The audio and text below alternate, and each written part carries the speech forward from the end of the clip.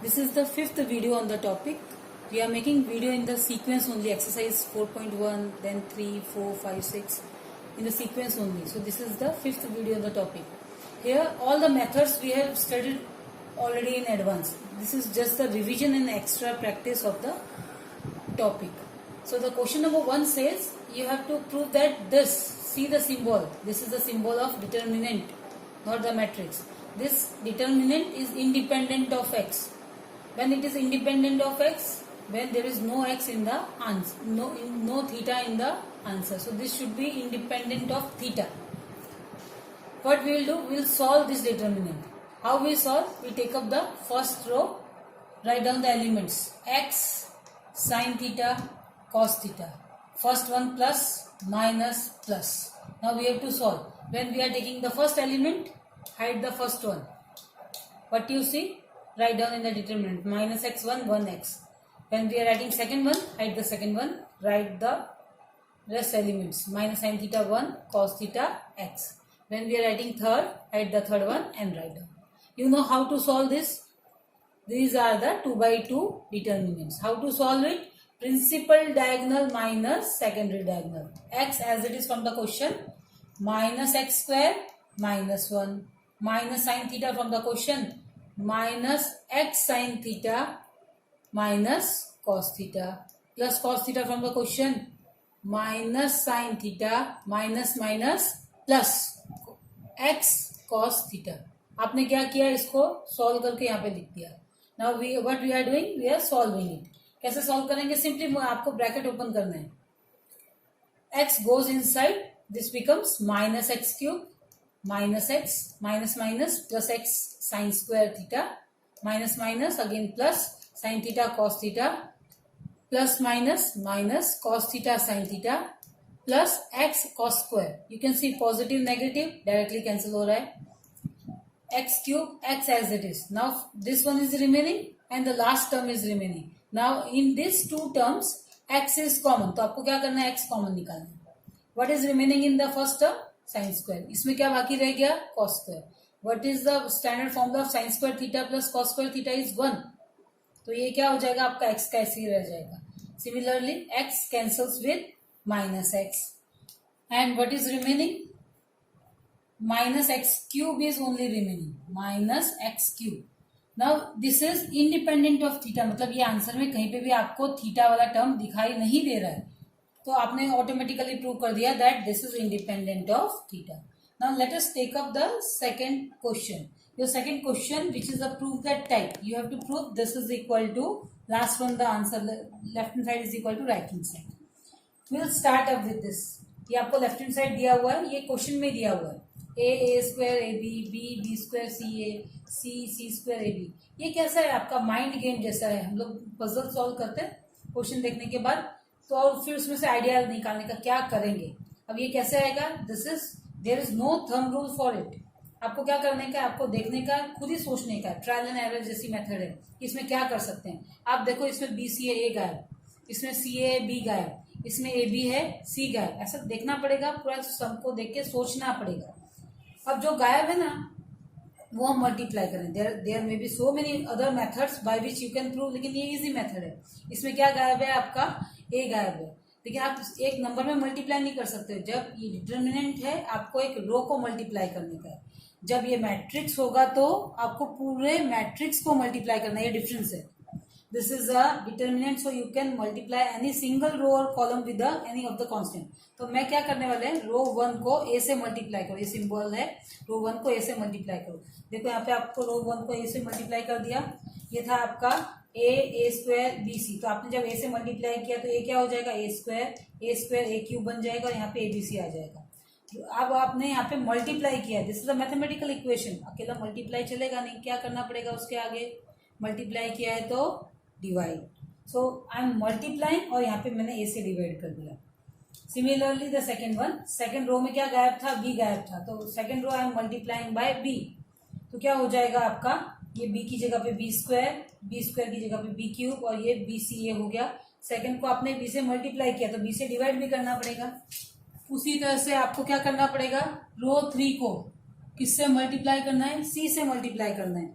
तो क्या हो जाएगा आपका, c से मल्टीप्लाई किया तो c2 c स्क्वायर हो जाएगा, c क्यूब हो जाएगा, ये a b और c हो गया. Now you can see that a b c is common in this third column. आप डिटरमिनेंट में किसी भी रो या किसी भी कॉलम में मल्टीप्लाई कर सकते हो, सिमिलरली आप उसमें से कॉमन निकाल सकते हो. तो आप ये देखो यहाँ पे पूरा थर्ड कॉलम में आपका एबीसी कॉमन है सब में. तो आप एक कॉलम में से एबीसी उठा लो, मैंने कॉमन निकाला, बाहर रख दिया, यहाँ पे बाहर रख दिया. तो उसको लिखने का तरीका है, either you can write down in words. Now it is in NCERT, this is accepted. You write down in words taking ABC common from third column. और मैंने यहाँ पे सिंबल में क्या लिखा है कि थर्ड कॉलम को एबीसी से डिवाइड किया है मैंने. जब मैं थर्ड कॉलम को एबीसी से डिवाइड कर रही हूँ तो आगे क्या करना पड़ेगा, यू हैव टू मल्टीप्लाई. तो that what I am doing, यहाँ पे आगे मल्टीप्लाई किया और यहाँ पे डिवाइड किया. जब डिवाइड करेंगे तो एबीसी डिवाइड बाय एबीसी तो 1 रह जाएगा, इसमें भी डिवाइड एबीसी से करेंगे तो 1 रह जाएगा, इसमें भी एबीसी से डिवाइड करेंगे तो 1 रह जाएगा आपका. यहाँ पे हो गया. तो and this ABC cancels with this ABC.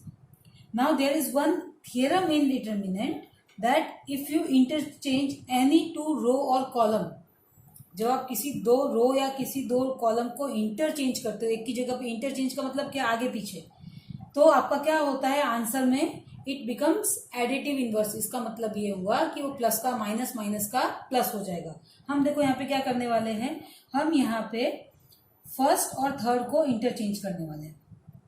हम क्या करने वाले हैं, फर्स्ट कॉलम और पूरा का पूरा कॉलम उठाना है आपको. ये थर्ड कॉलम यहाँ से उठा के आपने कहाँ रख दिया, फर्स्ट की जगह पे रख दिया.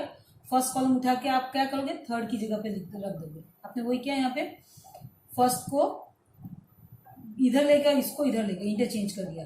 When you are interchanging column what you have to do, आपको आगे माइनस लगाना है, क्योंकि ये प्लस था तो प्लस का माइनस होगा, साइन चेंज करने का, और ये चेंज कर दिया. अब अगेन अगर आप देखो, this is 1 1 1 A cube B cube. अभी फिर से जो आपको राइट हैंड साइड है उसमें फिर से इसको इंटरचेंज करने का है. अब हम क्या करने वाले हैं, we are interchanging column 2 and column 3. We are interchanging column 2 and column 3. तो ये ए क्यूब किधर चला जाएगा, थर्ड जगह पे चला जाएगा ए क्यूब वाला, और ए स्क्वायर वाला कॉलम किधर आ जाएगा, सेकंड जगह पे आ जाएगा. तो 1 1 1 क्वेश्चन में से था, ये ए क्यूब वाला थर्ड जगह चला गया और ए स्क्वायर वाला सेकंड में आ गया. लेकिन when you are interchanging what you have to do, you have to change the sign of the determinant. Determinant क्या था आपका, माइनस था. What you will do, you will do plus. So this is your required right hand side. Now in question number 4th, what is given to you, this determinant is given to you. What you have to do, you have to prove that a plus b plus c is equal to 0 or a is equal to b, b is equal to c. What you have to prove, a plus b plus c is equal to 0 or a is equal to b is equal to c. Again you looking at this determinant you have to think over कि कैसे कर सकते हैं. आप देखो इसमें या तो आप कॉलम को देख लो, या तो आप रो, यहाँ पे रो को देख लो, या तो आप कॉलम को देख लो, आपको सेम ही चीज दिखाई देगी.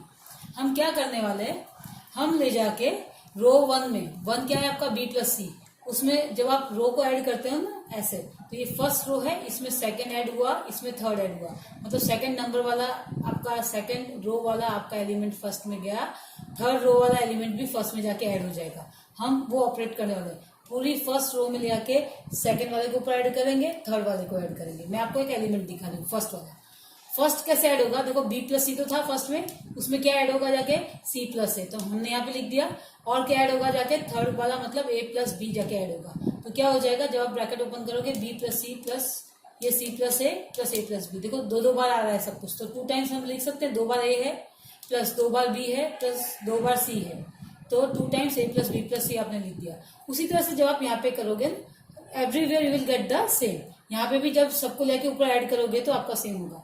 Now how I am writing, look here, हमने क्या किया, ये क्या लिखा है, R1 चेंजेस. कैसे चेंज हो रहा है, R1 में R2 को ऐड करो, उसी तरह से R1 में ले आके R3 को ऐड करो. सिंपल वर्ड्स में R1 में आपको किसको ऐड करने का है, R2 और R3 को नीचे से ले आके ऊपर ऐड करने का है. तो ऊपर सब जगह पे सेम आ जाएगा, क्योंकि ये सब एलिमेंट सेम है.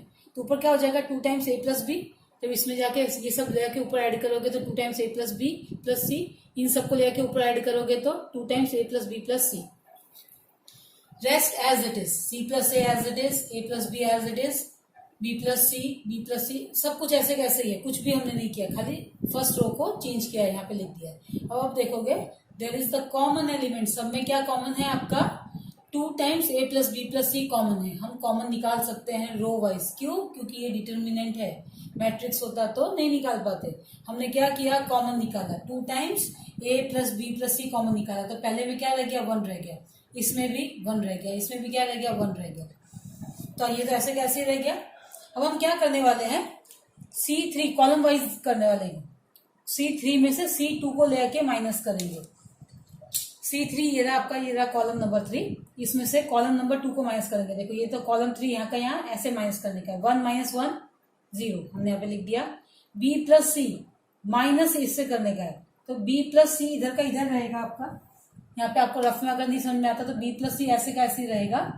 ये एलिमेंट इधर आके माइनस हो रहा है, तो क्या हो जाएगा, sign change, minus a minus B, तो क्या हो गया आपका, कुछ कैंसिल हो रहा है, b कट हो रहा है, क्या रहेगा c माइनस ए रह गया, तो हमने लिख दिया यहाँ पे c माइनस ए। उसी तरह से c प्लस ए में से b प्लस सी ऐसे माइनस होगा, तो c कट हो जाएगा, क्या बचा, a तो इधर ही था और ये माइनस b इधर गया तो माइनस b। उसी तरह से सेम C2 में से C1 को माइनस कर रहे हैं, ये रहा आपका C2 और ये रहा आपका C1, तो ऐसे माइनस करना, हर एक रिस्पेक्टिव एलिमेंट माइनस होता है।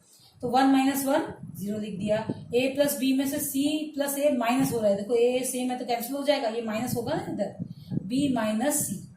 उसी तरह से b प्लस सी में से क्या माइनस हो रहा है, a प्लस बी, तो b कट हो गया, क्या रह गया, c माइनस ए रह गया, first column as it is. So this is, ये तो क्वेश्चन में से चलता आ रहा है, 2 times a plus B plus C is equal to 0।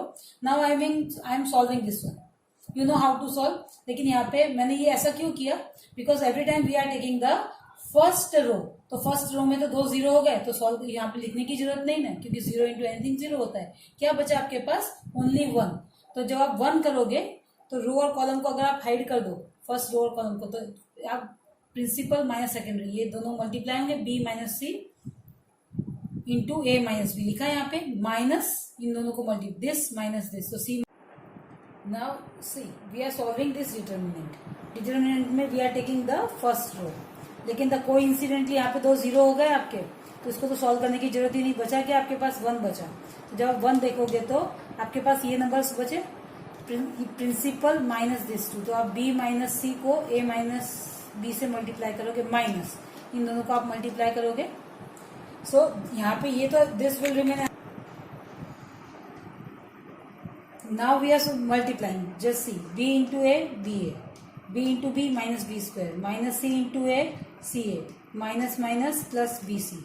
अब this will become c minus A, c minus A 2 बार मल्टीप्लाई हो रहा है, तो ये क्या हो जाएगा आपका c minus A whole square, लेकिन बाहर किसकी साइन है, माइनस की साइन है, तो अंदर क्या हो जाएगा आपका, चेंज हो जाएगा, साइन चेंज हो जाएगा। वैसे इसकी फॉर्मूला क्या है, सी square minus 2ac plus A square, लेकिन साइन चेंज, जो प्लस था वो माइनस हो गया, माइनस था प्लस और ये माइनस ए स्क्वायर। अब हम क्या कर रहे हैं, यहाँ पे you are getting 2ac and minus C, ये एक ही one, A C C one in the same thing, we are taking minus sign common, we are taking the minus sign common, so this will become plus A square, this will become plus B square, this will become plus C square, ये हो गया आपका। फिर आपने minus की sign common निकाल ली थी, तो यहाँ पे साइन चेंज होंगे, ये ए बी क्या हो जाएगा, माइनस ए बी हो जाएगा, बी सी कहाँ है, ये रहा आपका, बी सी क्या हो जाएगा, माइनस बी सी हो जाएगा। यहाँ पे क्या बचा था आपके पास, प्लस 2ac और माइनस सी, मतलब ए सी बचा था, वो भी माइनस का हो जाएगा। Now this 2 I am taking inside, when this 2 goes inside it is multiplied to either of the bracket, दोनों में से किसी एक में ही मल्टीप्लाई होता है, we are multiplying this 2 to this bracket, तो ये क्या हो जाएगा आपका 2a square 2b square 2c square minus 2ab minus 2bc minus 2ca, आपने मल्टीप्लाई कर दिया, इज इक्वल टू 0, तो क्वेश्चन में दिया हुआ है आपका, तो क्या हो जाएगा आपको, देखो अब रीअरेंज करने का, ये 2a स्क्वायर कैसे अरेंज करेंगे हमने सिर्फ एक a स्क्वायर लिखा, उसके साथ में पहला टर्म उठाएंगे, पहला टर्म क्या है आपका माइनस 2ab, उसका लास्ट टर्म क्या होना चाहिए b स्क्वायर, तो b स्क्वायर को 2 बार लिख दिया। हम रीअरेंज कर रहे हैं सब टर्म्स, तो अब ये b स्क्वायर फर्स्ट टर्म है, तो उसका मिडिल टर्म क्या होगा माइनस 2bc, यहाँ पे c के कारण मैं क्या लिखूंगी c स्क्वायर, 2 बार c स्क्वायर लिख दिया, बचा क्या आपका 2ca, लास्ट टर्म a के कारण क्या हो जाएगा a स्क्वायर, देखो अब यहाँ पे a स्क्वायर 2 बार a स्क्वायर लिखा है, b स्क्वायर 2 बार b स्क्वायर लिखा है, c स्क्वायर 2 बार c स्क्वायर लिखा है, minus 2ab minus 2bc minus 2ca, सब हो गया, रीअरेंज हो गया आपका term. Now this is what, this is, you can see this is the, ये 3 किसका टर्म है आपका, a minus B whole square का फॉर्मूला है। उसी तरह से ये 3 किसका फॉर्मूला है, ये 3 किसका फॉर्मूला है, b minus C whole square का फॉर्मूला है। लास्ट 3 नंबर्स ये किसका फॉर्मूला है, c minus A whole square is equal to 0।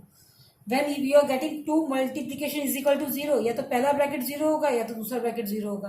पहले ब्रैकेट में तो आपको मिल गया a plus B plus C is equal to 0 which is asked in the question. दूसरी चीज क्या करने की, आपको ये ब्रैकेट इज इक्वल टू 0 है। Now see here this is whole square. कब चीजें 0 होती हैं, I am giving you a particular example. कब चीजें 0 होती हैं, या तो -2 + 2 हो, एक नेगेटिव हो और एक पॉजिटिव हो, तो 0 आंसर आ जाएगा।